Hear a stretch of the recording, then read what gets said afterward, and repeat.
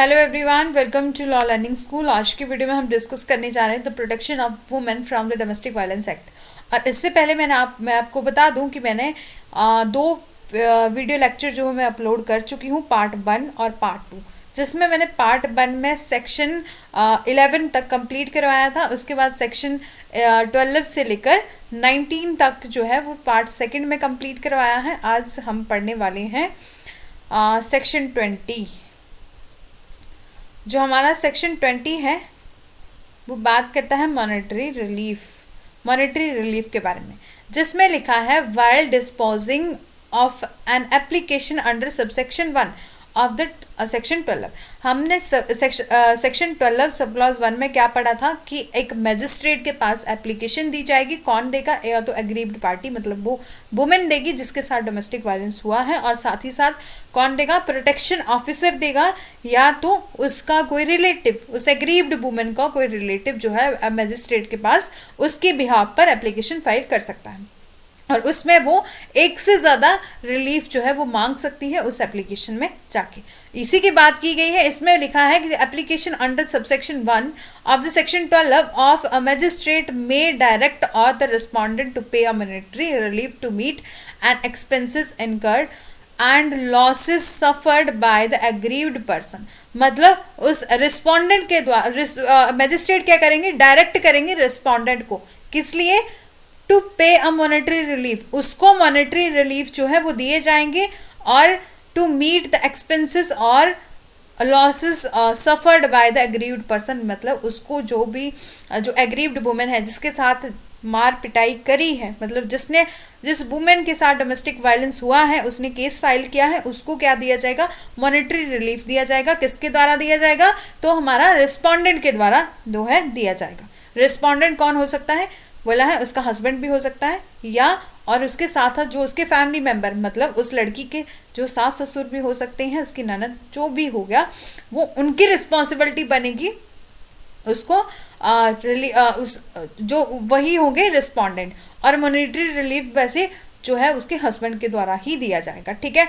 और जब पर्सन और any of the child aggrieved person, यदि उस एग्रीव्ड पर्सन का, मतलब उस वुमेन का कोई चाइल्ड भी है, तो as a result of the domestic violence in such relief में include but not limited to loss of earning or the medical expenses or the loss caused due to the destruction, damage or removal of any property from the control of the aggrieved person। मतलब या तो उसके साथ जैसे कोई उसके जो medical expenses है, यदि उस लड़ाई झगड़े में उसे तो जो मतलब उसका जो मेडिकल ट्रीटमेंट हुआ है, उससे जो भी लॉसेस हुए हैं, मतलब उसको उस जो फिजिकल जो लॉस हुआ है उसे उसके ट्रीटमेंट के लिए यदि उसने कहीं मेडिकली ट्रीटमेंट करवाया है, तो उसको वो एक्सपेंसेस भी दिए जाएंगे, और साथ ही साथ जो उसकी लॉस ऑफ अर्निंग है वो भी दिया जाएगा, और साथ ही साथ उसकी जो प्रॉपर्टी का डैमेजेस हुआ है, हो सकता है कि उस डोमेस्टिक वायलेंस करते हुए, मतलब उस लड़ाई झगड़े में उसकी जो स्त्री धन, जो वो स्त्री धन लेके आई थी, उसका भी जो है वो भी डैमेज हो गया है, तो उसकी भरपाई भी वो कौन कौन करेगा? रिस्पोंडेंट करेगा, ठीक है। यही बात बोली है सेक्शन 20 सब क्लॉज 1 में, जिसमें यही बात बोली है उसका प्रॉपर्टी और जो कि उसके control from the control of aggrieved women में थी, उसके कंट्रोल में थी, यदि उसका डैमेज कर दिया है तो भी कौन देगा? रिस्पोंडेंट देगा, ठीक है। अब नेक्स्ट सब क्लॉज 1D में क्या बोला है? Maintenance of aggrieved person as well as her children. मतलब उसके उस एग्रीव्ड वुमेन को जो एक वुमेन है जिसके साथ डोमेस्टिक वायलेंस हुआ है, उसको भी मेंटेनेंस दिया जाएगा। साथ ही साथ बोला उसके साथ यदि कोई बच्चा है, मतलब उन दोनों का कोई बच्चा है, तो उसको भी जो है मेंटेनेंस दिया जाएगा। और if any including an order और addition to order of maintenance under section 125 ऑफ CRPC, जो हमारा section 125 of code of criminal procedure है, उसमें भी जो दिया गया है मेंटेनेंस से रिलेटेड प्रोविजन, वहाँ तो उस जो सेक्शन 125 है वहाँ पर तो मुस्लिम वुमेन भी एप्लीकेशन फाइल कर सकती है, और जो हिंदू वुमेन है वो भी फाइल कर सकती है, ठीक है। और बोला है कि उससे रिलेटेड भी यदि कोई ऑर्डर पास हुआ है तो भी वो कौन रिस्पोंडेंट को वो देना पड़ेगा, ठीक है। और सब क्लॉज 2 में क्या बात करी है, द मॉनेटरी रिलीफ ग्रांटेड, जो भी मॉनेटरी रिलीफ उसे ग्रांट किए गए हैं अंडर द सेक्शन, इस सेक्शन में, तो फेयर और reasonable, consistent with the standard of living in which of the aggrieved person is accustomed. मतलब जो मॉनेटरी रिलीफ जो उसे ग्रांट किए गए हैं इस सेक्शन के अकॉर्डिंग, यदि मजिस्ट्रेट का ऑर्डर आता है, जज साहब ऑर्डर करते हैं कि मॉनेटरी रिलीफ जो है वो उसको देना पड़ेगा, तो वो फेयर और रिजनेबल होना चाहिए। मतलब उसका स्टैंडर्ड ऑफ लिविंग देखा जाएगा, उस लड़के का स्टैंडर्ड ऑफ लिविंग देखा जाएगा और उसी हिसाब से लड़की को वो रिलीफ दिया जाएगा। हो सकता है यदि जो लड़का है वो काफ़ी रिच फैमिली से बिलोंग करता है, वो लाखों में सैलरी लेता है, तो उसको भी मेंटेनेंस और जो रिलीफ है उसी प्रकार से वो मिलेगा। यदि जो रिस्पोंडेंट है, लड़का है, यदि वो गरीब है, मतलब थोड़ा कम कमाता है, 10-20 हज़ार रुपया कमाता है, तो उसी हिसाब से वो डिवाइड करके उस लड़की को दिया जाएगा, ठीक है। और द नेक्स्ट क्लॉज में ये बोला, the magistrate shall have the power of order of appropriate lump sum payment और the monthly payment of maintenance. मतलब मजिस्ट्रेट क्या करेंगे, मजिस्ट्रेट के पास पावर है, वो ऑर्डर करेंगे अप्रोप्रिएट सम ऑफ पेमेंट की, कि उसको मंथली कितनी पेमेंट देनी पड़ेगी मेंटेनेंस की, उस वो ऑर्डर करेंगे मजिस्ट्रेट से। और द नेचर ऑफ सर्कमस्टांसेस देखी जाएंगी उस केस की। मतलब ये तो केस टू केस वेरी करता है कि उस एग्रीव्ड वुमेन को क्या ऑर्डर किया जाएगा, कितना उसे कंपनसेशन और मॉनेटरी रिलीफ जो है वो दिया जाएगा। और सब क्लॉज 4 बात करता है, the magistrate shall send a copy of order of monetary relief, कि मजिस्ट्रेट क्या करेंगे, copy of order of monetary relief under the subsection 1 of the parties to the application and to the charge of the police station. बोला है एक copy जो होगी magistrate के order की, वो भेजी जाएगी police station, in charge of the police station में, और विद इन द लोकल, जो भी उस जुरिस्डिक्शन में पुलिस स्टेशन जो पड़ता है उनको भी वो कॉपी जो है वो सेंड की जाएगी, ठीक है। और जो हमारा क्लॉज 5 है वो बात करता है, respondent shall pay the monetary relief granted to the aggrieved person within the period specified in the order subsection 1। जो बोला है रिस्पोंडेंट क्या करेगा, पे करेगा मॉनेटरी रिलीफ जो कि ग्रांट किए गए हैं एग्रीव्ड पर्सन को with in the period of specified order. मतलब यदि कोर्ट के द्वारा ऑर्डर दिया गया है कि आपको क्या करना है, इस एक मंथ में आपको इतनी पेमेंट करनी है, तो उसी हिसाब से जो है वो पेमेंट दी जाएगी, ठीक है। एंड जो हमारा सब क्लॉज 6 है वो बात करता है,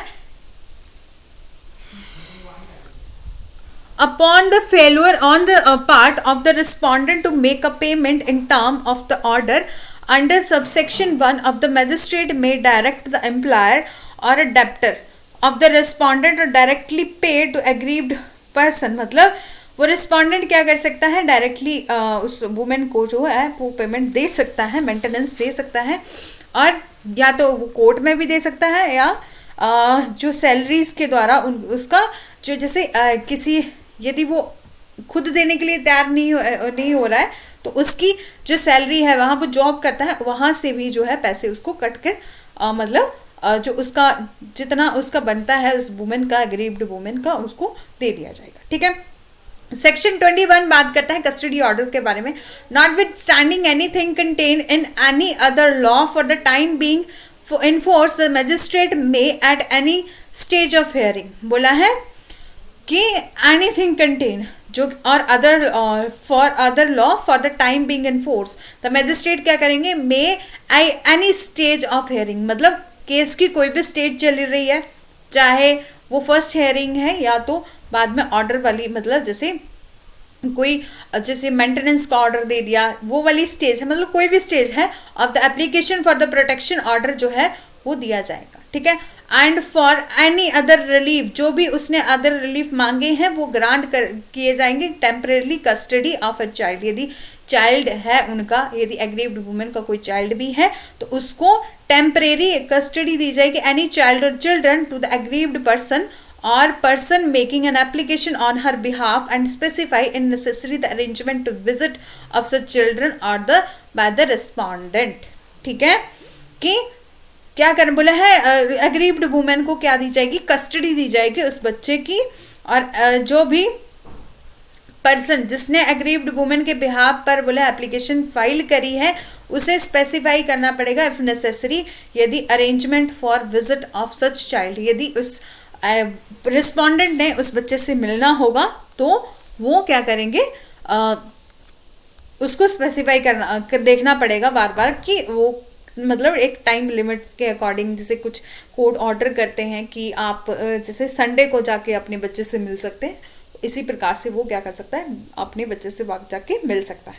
बट कस्टडी ऑर्डर किसके पास रहेंगे, एग्रीव्ड वुमेन के पास रहेंगे। ठीक है, प्रोवाइजो में दिया है if the magistrate of the portion of that any visit of the respondent may be harmful to the interest of the children, यदि बोला है यदि रिस्पोंडेंट का जो विजिट करना है, यदि रिस्पोंडेंट का वहां जाना उस बच्चे के लिए जो हार्मफुल है, तो इंटरेस्ट ऑफ चाइल्ड देखा जाएगा। मैजिस्ट्रेट में रिफ्यूज भी कर सकते हैं उसको जाने के लिए। मतलब यदि हो सकता है जो रिस्पोंडेंट है उसका पिता है, कई बार क्या होता है, कई बार लोग बच्चों को डराते हैं, बहुत ज़्यादा धमकाते हैं, तो बच्चा नहीं मिलना चाहता उससे, तो मैजिस्ट्रेट क्या कर सकते हैं, रिफ्यूज़ कर सकते हैं इस ऑर्डर को। ठीक है, और सेक्शन 22 बात करता है कंपनसेशन ऑर्डर की। In addition to other relief as may be granted under this act and the magistrate may on an application being made by the aggrieved person pass an order directing the respondent to pay compensation and the damages for the injuries। बोला है in addition जो other relief हैं वो भी grant किए जाएंगे, और इस एक्ट के अंडर जो मैजिस्ट्रेट है on application being made aggrieved women वो पास कर सकते हैं एक ऑर्डर जो कि डायरेक्ट किया जाएगा रिस्पोंडेंट को, किस लिए, पेमेंट करने के लिए कंपनसेशन की, और अदर डैमेजेस जो उसे चाहिए, वो जो उसे इंजरी हुई है उसका कोई डैमेजेस चाहिए, including the mental torture, emotional stress, और जो भी उसने जो किया है, जैसे उसको सब चीज़ों का जो डैमेजेस है वो देना पड़ेगा। ठीक है, जो उसने डोमेस्टिक वायलेंस उसके उस वुमेन के साथ जो किया है वो रिस्पोंडेंट को कंपनसेट करना पड़ेगा। ठीक है, इसलिए इस सेक्शन 22 में यही बात की है, मैजिस्ट्रेट क्या करेंगे, ऑर्डर पास करेंगे, कंपनसेशन ऑर्डर, वो इंक्लूड करेगा डैमेजेस जो कि उसे फिजिकल डैमेज हुआ है, मेंटल टॉर्चर हुआ है और इमोशनल हुआ है, मतलब वो देना पड़ेगा रिस्पोंडेंट को। हमारा सेक्शन 23 बात करता है power to grant interim and ex parte order. Any proceeding before them under this act the magistrate में पास कर सकते हैं एक interim order as he deemed such as a proper. मतलब एक मैजिस्ट्रेट क्या करेंगे, इंटरिम ऑर्डर ये होता है कि केस की फाइनल ऑर्डर, मतलब फाइनल केस का फैसला होने से पहले एक इंटरिम ऑर्डर होता है मेंटेनेंस का, कि उसे केस के दौरान भी जो है वो पैसे दिए जाएंगे, उस मेंटेनेंस दिया जाएगा उसके हस्बैंड के द्वारा। ठीक है, if the magistrate is satisfied, यदि मैजिस्ट्रेट जो है वो सेटिस्फाई होते हैं, तो एप्लीकेशन ऑफ प्राइमा फेसाई जो है disclose that respondent is committing और has committed an act of domestic violence और there is a likelihood the respondent may commit an act of the domestic violence, he may grant an ex parte order on the basis of affidavit of such as may be prescribed of aggrieved person under section 18, 19 and 20 and 21 and 22 against the respondent। होता क्या है कि कई बार जैसे एक women है जिसने domestic violence का केस कर दिया, उसको नोटिस किया रिस्पोंडेंट को, वो आया ही नहीं, वो आना ही नहीं चाहता, और इसलिए बोला है यदि नहीं आए तो कोर्ट क्या कर सकते हैं, एक एक्स पार्टी ऑर्डर जो है वो एक्स पार्टी ऑर्डर जो है वो दे सकते हैं, और किसके खिलाफ, रिस्पोंडेंट के खिलाफ। ठीक है, on the basis of affidavit, उसको एफिडेविट देने पड़ेंगे, वो एफिडेविट देगा, 18 जो हमारे एफिडेविट दिए जाते हैं, ठीक है, वो उसे फाइल करने पड़ेंगे, और उसके अगेंस्ट जो है रिस्पोंडेंट के अगेंस्ट, उसके हस्बैंड के अगेंस्ट क्या किया जाएगा, एक्स पार्टी ऑर्डर जो हो जाएगा। ठीक है, सेक्शन 24 बात करता है court give copies of order free of cost. ठीक है, सेक्शन 24 बात करता है द मैजिस्ट्रेट क्या करेंगे, all cases where he has passed an order under this act, यदि इस एक्ट के अंडर जो है वो कोर्ट जो मैजिस्ट्रेट है ऑर्डर पास करते हैं तो उसको कॉपीज दी जाएंगी, shall be free of cost of the parties of the application, मतलब जो उस उस केस की जो पार्टीज हैं उसको फ्री ऑफ कॉस्ट जो है कॉपीज दी जाएंगी ऑर्डर की, और पुलिस इंचार्ज को भी भेजी जाएगी, और जो भी उसकी जुरिस्डिक्शन में, मजिस्ट्रेट की जुरिस्डिक्शन में जो भी पुलिस स्टेशन है उसको जो है वो कॉपी जो है भेजी जाएगी। ठीक है, नेक्स्ट में बोला है has been approach and any service provider located within the local limit of the jurisdiction of the court, and if any service provider registered a domestic incident report to that such provide, मतलब बोला है court के द्वारा जो भी order किया जाएगा वो उन पार्टीज को फ्री ऑफ कॉस्ट दी जाएंगी, और साथ ही साथ किसको दी जाएगी, प्रोटेक्शन ऑफिसर को भी दी जाएगी, और साथ ही साथ जो उस एरिया की जुरिस्डिक्शन का वो पुलिस स्टेशन है वहां भी जो है वो भेजी जाएगी। ठीक है, और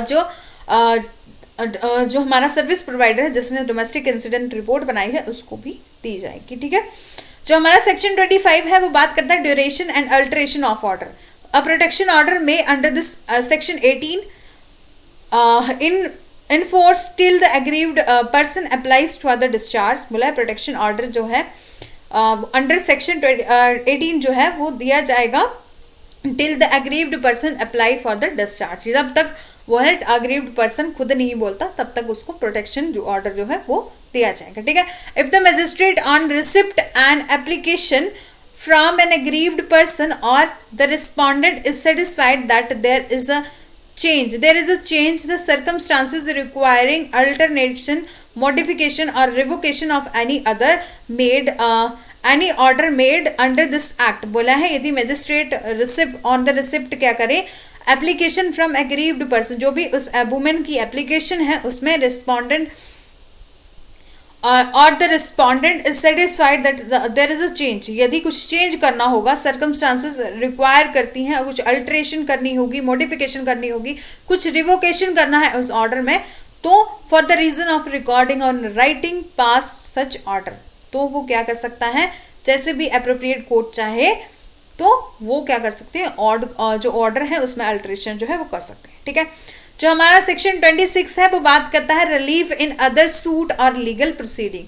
any relief available under section 18, 19, 20, 21, 22, जो कि जो हमारा सेक्शन 18 है, 18 सेक्शन बात करता है हमारा प्रोटेक्शन ऑर्डर की, रेजिडेंस ऑर्डर की, जो हमारा सेक्शन 20 बात करता है मॉनेटरी रिलीफ की, सेक्शन 21 बात करता है कस्टडी ऑर्डर की, कंपनसेशन ऑर्डर की।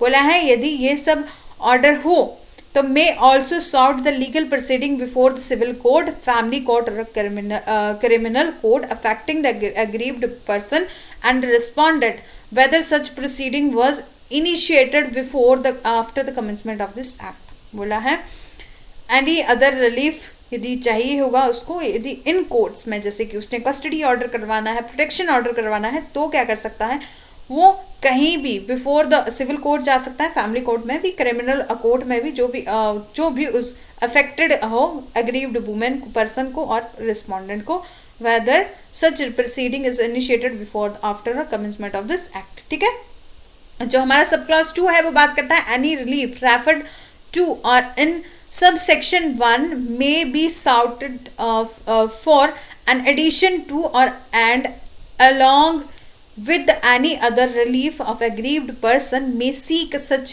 suit legal proceeding before the civil or criminal court। ठीक है, और हमारा जो क्लॉज 3 है वो बात करता है in case relief have been obtained by the aggrieved person or any legal any other proceeding other than a proceeding under this act, she shall be bound to inform the magistrate and grant of such relief। ठीक है, बोला है in case कुछ भी relief जो obtain किया aggrieved women ने in proceeding of other than the proceeding of this under this act, then बोला है वो बाउंड है इन्फॉर्म करने के लिए किसको, मैजिस्ट्रेट को। ठीक है, अब सच रिलीफ के लिए। और जो सेक्शन 27 है वो बात करता है जुरिस्डिक्शन के बारे में। Court of the judicial magistrate of the first class और मेट्रोपॉलिटन मैजिस्ट्रेट होंगे एज इज अ केस में भी with in the local limit, जो भी उसकी लोकल लिमिट में है, जैसे कहीं मेट्रोपॉलिटन मैजिस्ट्रेट होते हैं, कहीं जुडिशियल मैजिस्ट्रेट फर्स्ट क्लास होते हैं। जैसे the person aggrieved permanently or temporarily reside or carries on the business or employed। ठीक है, जहां पर भी एग्रीव्ड वुमेन परमानेंटली और टेम्परेरली वहां रह रही है, वहां वो क्या कर सकती है, अपना केस फाइल कर सकती है। और the respondent reside carries on the business, जहां पर रिस्पॉन्डेंट रह रहा है, मतलब उसका हस्बैंड रह रहा है वहां भी, और अपने मायके, जैसे कि कहीं से लड़की की शादी हो जाती है तो वो अपने मायके से भी केस फाइल कर सकती है, ससुराल से भी कर सकती है, ठीक है। जहाँ पर भी उसका रिस्पॉन्डेंट जो है, जो अग्रीव्ड वुमेन का हस्बैंड है वो वहाँ रहता है, वहाँ भी क्या कर सकते हैं, केस फाइल कर सकते हैं। रिजाइड और अदर और कैरिज ऑन अ बिजनेस, मतलब कैरिज वहाँ पर यदि वो बिजनेस करता है, कहीं जॉब करता है, तो वहाँ जाके वो क्या कर सकती है, केस फाइल कर सकती है। The cause of action has arise in shall be incompetent court to grant a protection order and other order under this act and try offences under this act, ठीक है। बोला है the cause of action arise होगा competent court, जो भी competent होंगे जो उसको प्रोटेक्शन ऑर्डर दिलवाएंगे और कुछ अदर ऑर्डर दिलवाएंगे, वहीं पर बोला उसका जो केस है वो ट्राई किया जाएगा, ठीक है। फिर बोला जो सबसेक्शन 2 है वो बात करता है any order made under this act shall be enforceable through out the India, ठीक है। कोई भी ऑर्डर जो पास होगा वो थ्रू इन्फोर्सेबल होगा पूरे ऑल ओवर इंडिया में, ठीक है। मतलब यदि नोटिस जारी हो गया, वो पर्सन मिल ही नहीं रहा, समन रिसीव ही नहीं कर रहा है, तो ऑल ओवर इंडिया में उसे कहीं भी ढूंढा जा सकता है। यदि फॉरन नहीं चला गया तो कोई बात वो अलग है, तो वहाँ भी जो है वो समन हो जाते हैं वैसे एक। और जो हमारा सेक्शन 28 है वो बात करता है प्रोसीजर के बारे में, save as otherwise provided in this proceeding under section 12 में बात करी है, 18 में बात करी है, 19 में बात करी है, 20 में बात करी है, 21, 23, इन सभी सेक्शन में हमने प्रोसीजर ही तो पढ़ा कि सेक्शन 12 में क्या करा जाएगा, एप्लीकेशन फाइल करी जाएगी, फिर क्या होगा, फिर नोटिस होगा, नोटिस के बाद क्या होगा, डेट ऑफ हियरिंग होगी, फिर कस्टडी ऑर्डर दिए जाएंगे, प्रोटेक्शन ऑर्डर दिए जाएंगे, यही तो प्रोसीजर है कि जिसमें बोला है जो गवर्न करता है provision of code of criminal procedure, ठीक है। Nothing is subsection 1 shall prevent the court from laying down its own procedure for disposal of the application under section 12 under subsection 2 and section 23। And appeal बात करता है there shall be an appeal in court of session, यदि judicial magistrate की appeal जो होगी तो वो session में होगी, ठीक है। विद इन 30 days में उसे अपील करनी पड़ेगी at any court any order made the magistrate saved aggrieved person और रिस्पॉन्डेंट एज केस में बी देयरफॉर, ठीक है। जो अपील है वो मेंटेनेंस ऑर्डर की भी हो सकती है, कोई भी अदर रिलीफ और जो कोर्ट ऑर्डर करे उसकी भी अपील हो सकती है, ठीक है। जो हमारा चैप्टर 5 है वो बात करता है मिसलेनियस की, यही चैप्टर है और हम इसको कंप्लीट कर देंगे आज, ठीक है। जो हमारा सेक्शन 30 है वो बात करता है protection officer and member of service provider to be the public servant. क्या जो पब्लिक प्रोटेक्शन ऑफिसर हैं और member of the service provider while acting for purporting or act for in pursuant in any other provision of this act में rule जो कि order किए जाएंगे, order made under this act जो है वो डीम्ड माने जाते हैं public servant within the meaning of section 21। जो section 21 of Indian penal code में जो पब्लिक सर्वेंट की डेफिनेशन दी है उसमें फॉल होते हैं हमारे प्रोटेक्शन ऑफिसर और मेंबर ऑफ सर्विस प्रोवाइडर, ठीक है। सेक्शन 31 में बात करता है पेनल्टी और breach of penalty of for breach of protection order by the respondent. यदि प्रोटेक्शन ऑर्डर की ब्रीच करता है रिस्पॉन्डेंट तो क्या होगा, a breach of the protection order और an interim protection order and a respondent shall be an offense under this act and shall be punishable with the imprisonment। तो उसको कितनी imprisonment दी जाएगी, shall extend करती है 1 year की और fine, और उसे 20,000 रुपीज़ फाइन होगा और विद बोथ भी हो सकता है, मतलब उसको 1 साल की सज़ा दी जाएगी, साथ ही साथ उसको 20,000 का फाइन जो है वो देना पड़ सकता है, और दोनों भी हो सकता है। फिर बोला the offences under subsection 1 shall as far as a practicable be tried by the magistrate who had passed the order breach of which has been alleged to have cause of accused। बोला है under subsection 1 जो भी यदि ये जो subsection 1 में बोला है प्रैक्टिसेबल ट्राई किया जाता है magistrate who had or pass an order and a breach of which has been alleged to have a cause by the accused. ठीक है.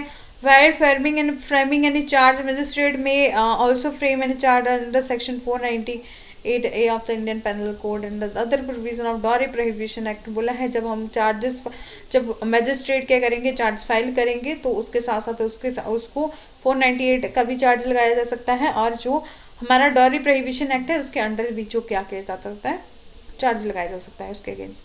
फिर बोला सेक्शन 32 में cognizance of and proof not with standing anything contain in code of criminal procedure offences and under subsection 1 of section 31 shall be cognizable and non-bailable.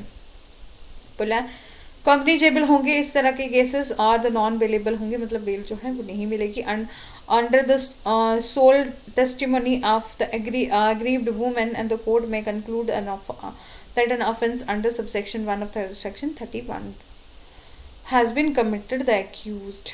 ठीक है. और फिर बोला है penalty for not discharging duty of protection officer. यदि protection officer क्या करता है, अपनी ड्यूटीज़ को फुलफिल नहीं करता है तो उसको क्या पेनल्टी दी जाएगी. तो प्रोटेक्शन ऑफिसर यदि फेल हो जाता है, रिफ्यूज़ करता है चार्जेस डिस्चार्ज जो उसको ड्यूटी दी गई है उसको रिफ्यूज़ करता है और तो डायरेक्टेड किया जाएगा मजिस्ट्रेट के द्वारा protection order without any sufficient cause shall be punish with imprisonment of either description for a term which may extend to 1 year. 1 year की उसको पनिशमेंट दी जाएगी और साथ ही साथ दिया जाएगा 20,000 का फाइन. ठीक है. और यदि प्रोटेक्शन ऑफिसर अपनी ड्यूटी फुलफिल ना करे तो ठीक है.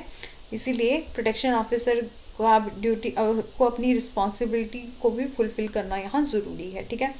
और इसी के साथ जो हमारा सेक्शन 34 है वो बात करता है cognizance of offence committed by of protection officer, not prosecution or other legal proceeding shall lie against the protection officer unless the complaint is filed within the previous sections of the state government on officer authorized by on his behalf. ठीक है. cognizance of offense committed by protection officer, यदि जो protection officer है वो कोई offence करे तो cognizance of offence जो भी कमिटेड किए जा रहे हैं प्रोटेक्शन ऑफिसर के द्वारा ये बताया गया है. ठीक है. जो हमारा सेक्शन 35 है वो बात करता है protection of action taken in good faith. No suit prosecution और legal proceeding shall lie.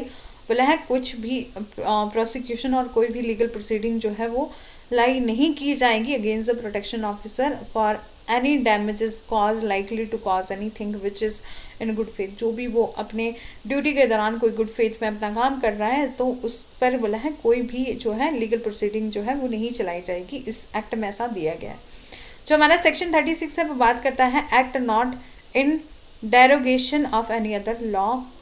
The provision of this act shall be addition to or not in derogation of the provision of any other law for the time being in force. and our section 37 बात करता है power of the central government. क्या है, make rule. तो central government क्या करेगी, may by notification एक rule बनाएगी टाइम टू टाइम और carry out the provision of this act in a particular and without prejudices of to the generally. बोला है the foregoing power and such provided for all and following matters. मतलब वो क्या करेंगे, central government time to time rule बनाएंगे for the welfare of women.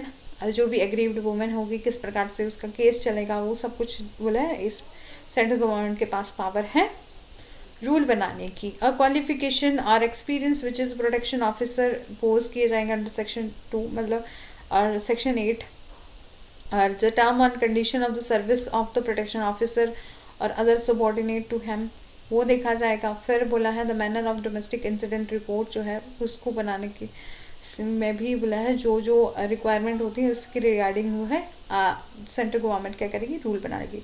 And form of manner the application of protection officer may be made and the magistrate under this clause C of the sub section 1 of the section 9. ठीक है. यही था हमारा आज हमने पूरा complete अपना domestic violence act जो है कंप्लीट कर लिया है 2005 का. और यदि आप इससे पहले जो दोनों पार्ट जो करवाए हैं उनको देखना चाहते हैं तो मेरे चैनल की प्लेलिस्ट में जाके आप उन वीडियो को भी देख सकते हैं. इसलिए यदि आपको वीडियो अच्छी लगी है then do like share and subscribe, press the bell icon for further notification. और इसी के साथ ये और मैं आपको बताती चलूँ कि मेरा जो ये चैनल है लॉ लर्निंग स्कूल, वहाँ मैंने सब्जेक्ट वाइज जो है वो पूरे ही अलग अलग सब्जेक्ट वाइज प्लेलिस्ट बनाई है। यदि आप मेरी वीडियो को देखना चाहते हैं तो मेरे प्लेलिस्ट में जाकर आप वीडियो को देख सकते हैं। यदि आपको आज की वीडियो अच्छी लगी है, हेल्पफुल लगी है, तो मेरे चैनल को सब्सक्राइब करें, बेल आइकन को प्रेस करें और ताकि आगे आने वाली जितनी भी वीडियोस हैं वो आप तक पहुंच सके। Thanks for watching. और इसी के साथ मैं आपको बताती चलूँ कि मेरा जो एक टेलीग्राम ग्रुप है उसको भी आप ज्वाइन करिए, ताकि आगे आने वाली जितनी भी वीडियो का लिंक है वो मैं वहाँ प्रोवाइड करती रहूँगी। और साथ ही साथ यदि आपको किसी भी लेक्चर की PDF चाहिए होगी तो भी आप वहाँ से ले सकते हैं। Thanks for watching.